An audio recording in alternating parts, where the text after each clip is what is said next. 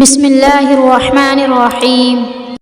سوال: وہ کون سا کام ہے جس کے کرنے سے گناہوں کا بوجھ ہلکا ہو جاتا ہے؟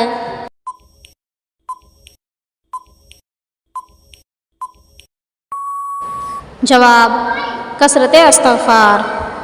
سوال: حضور صلی اللہ علیہ وسلم کے پہلے خلیفہ اور جانشین کا کیا نام ہے؟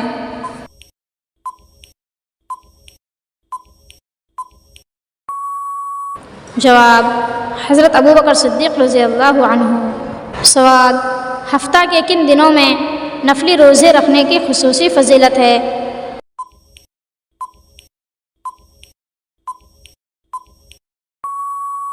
جواب: پیر اور جمعرات کو۔ سوال: سب سے بڑا جاہل کون ہے؟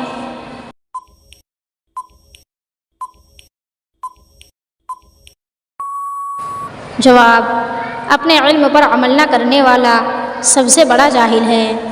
سوال: گھر کا کون سا کام کرتے وقت مانگے جانے والی دعا ضرور قبول ہوتی ہے؟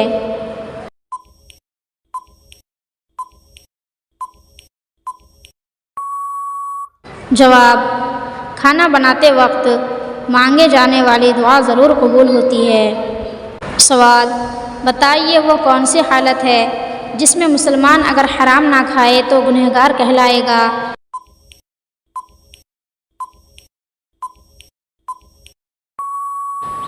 جواب: بھوک یا پیاس سے جان نکلی جاتی ہو اور کھانے یا پینے کو حرام کے سوا کچھ نہیں، ایسی حالت میں اگر حرام چیز کو ترک کرے گا تو گنہگار ہوگا اور حرام موت مرے گا، بلکہ فرض ہے کہ جان بچانے کی قدر حرام چیز استعمال کرے۔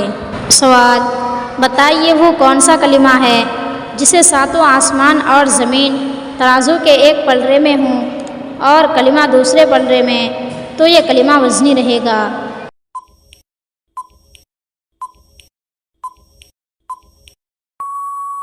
جواب: لا الہ الا اللہ۔ سوال: وسوسہ اور الہام میں فرق بتائیے۔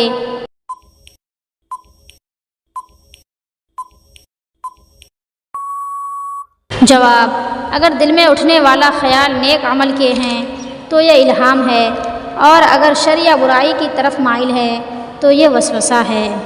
سوال: ماں حوا کی پیدائش بابا آدم کی کون سی پسلی سے ہوئی؟